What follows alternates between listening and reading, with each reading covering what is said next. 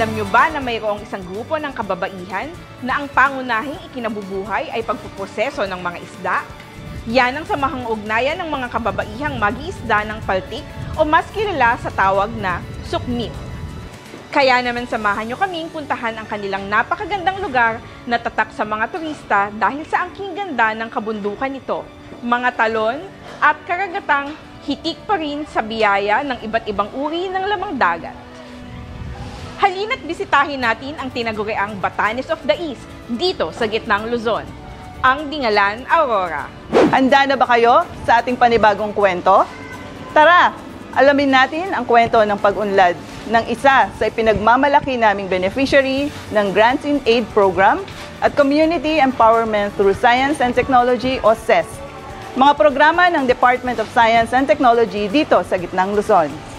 Alamin natin ang kanilang kwentong maghahatid sa atin ng inspirasyon at magsisilbing motibasyon na kahit gaano kahirap ang buhay, kailangan nating kumayod, magsikap at magpatuloy sa hamon ito. Ako po ang inyong lingkod, Maricel Mactal Sicat ng DOST Aurora. Sa ngalan po ng aming Regional Director, Dr. Julio Cesar D. Sicat, ako po ang inyong lingkod, Lane Sicat. At ito ang Probinsyensya.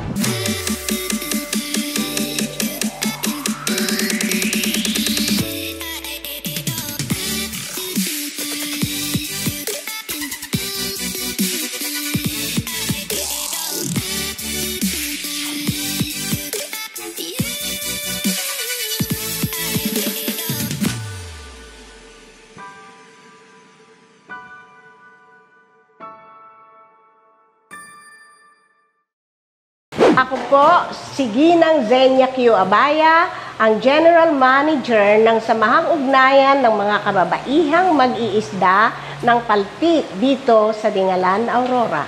Samahang ito ay nagsamula noong September 17, 2017 nang nairehistro namin sa DONE. At ito ay nagkaroon ng membership ng 42. Puros mga kababaihan ito. Ang lahat ng ito ay mga kababaihan, mga asa-asawa ng mga mangingisda dito sa paltik. Sa iisang layunin na magsama-sama sila sa iisang proyekto na pinangalanan nilang processing. Dito po sa processing ay ang available nating raw material ay ang tuna. Na alam naman po natin na dito sa Dingalan ay marami tayong mga tuna, kaya sinamantala namin na kumuha muna ng sample. Dito, nung nagkaroon kami ng panimula, nagkaroon na kami ng problema. Saan po kami mga problema na yon? Unang-una, wala kaming sapat na puhunan. Wala kaming mga kagamitan. Kaya, dito na pumasok sa amin noon ang DOST. Sa pamamagitan po ng ating Provincial Director na si Ma'am Maricel Sicat, ay nakita niya na talagang karapat-dapat naman sana kayong matulungan. So, nung in-evaluate kami, ay okay kami daw.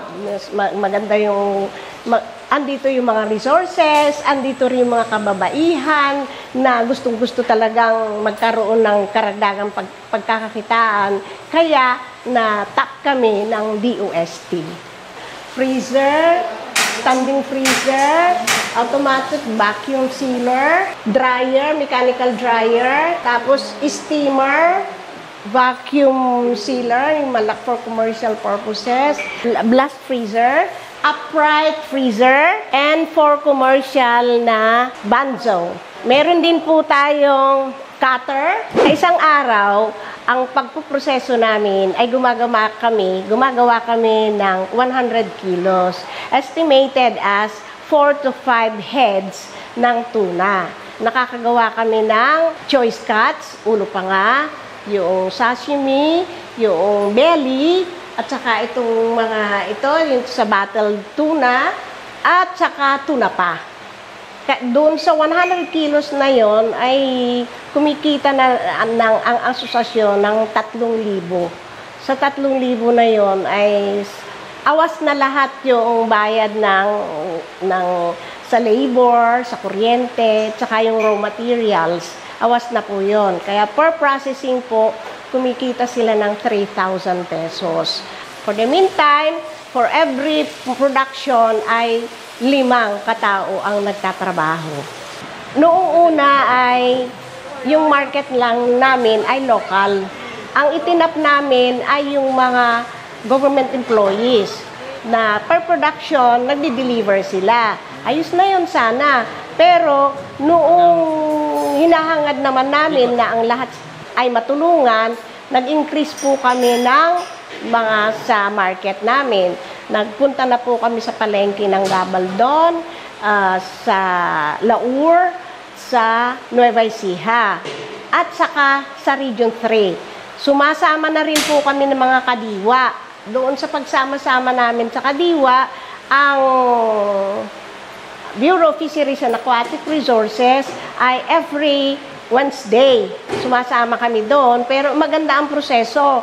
Yung bang pupunta kami doon na meron na kaming pre-orders. Dito ay nakakilala kami ng isang general na namimili sa amin ng ganito. Boxes, per box ang kinukuha niya. Ang pinakamarami na niyang nakuha sa amin ay 10 boxes.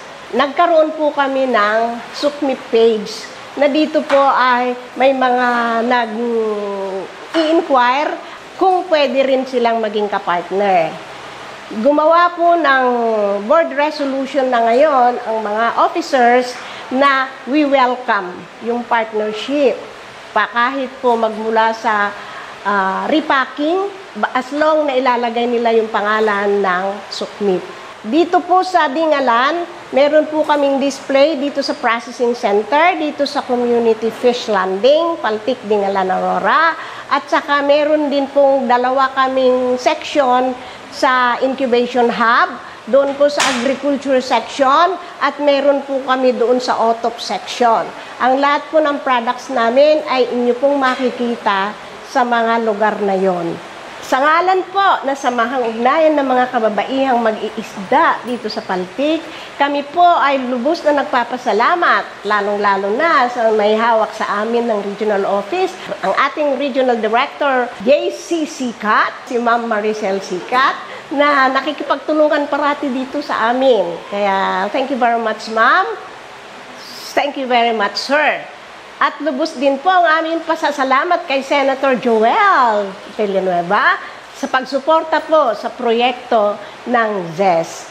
Maraming salamat po sa inyong lahat. Nagpapasalamat din po kami sa Bureau of Fisheries and Aquatic Resources na pinamumunuan ni Director Willie Cruz sa pagtulong po sa aming mga mangingisda, at sila po ay pinangunahan din po ang samahan dahilan sa sila ang may hawak ng pangisdaan. Maraming salamat po sa inyo.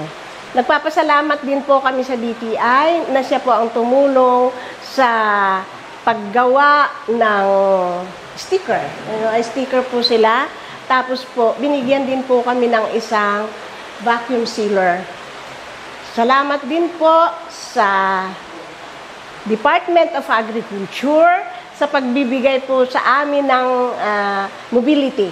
Binigyan po kami ng Department of Agriculture na isang L3 na from time to time yun na po yung nakakapag-distribute, magdi-deliver po kami ng mga isda.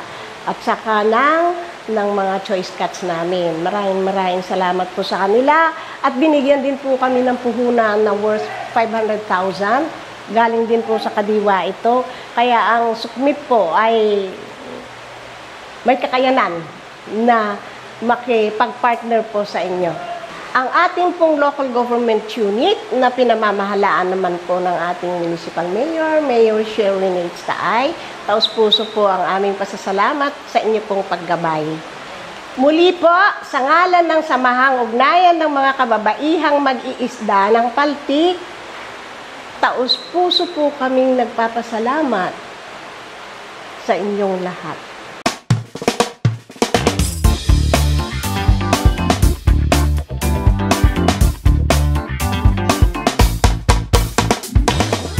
Natunghayan natin ang nabagong buhay ng mga miyembro ng SUKMIP. Gayon na rin ang angking ganda at likas na yaman sa bayan ng Dingalan, Aurora. Tunay na ang GIA at CES program ng DOST ay malaking tulong sa pagbabago ng kanilang pamumuhay at unti-unting nakakasabay sa modernong panahon sa tulong ng siyensya, teknolohiya at inobasyon. Kaya't nagpapasalamat po ang pamunuan ng DOST dito sa Gitnang Luzon kay Senator Joel Villanueva sa walang sawang suporta sa DOST, particular sa DOST CES program. Kaya ano pa ang hinihintay ninyo? Magtungo lamang sa pinakamalapit na DOST Provincial S&T offices sa inyong lugar upang maibigay namin ang naaangkop na tulong para sa inyo. O kaya ay mag-message lamang sa aming official Facebook page. Huwag kalimutang i-follow ang aming Facebook page, ang DOST-Central Luzon, maging ang aming YouTube account. Kaya magkita-kita muli tayo sa aming susunod na episode. Ako po muli ang inyong lingkod, Maricel Mactal-Sicat ng DOST Aurora. Sa ngalan po ng aming Regional Director, Dr. Julio Cesar D. Sicat, ako pong muli si Lady Sicat. At ito ang Probinsiyensya.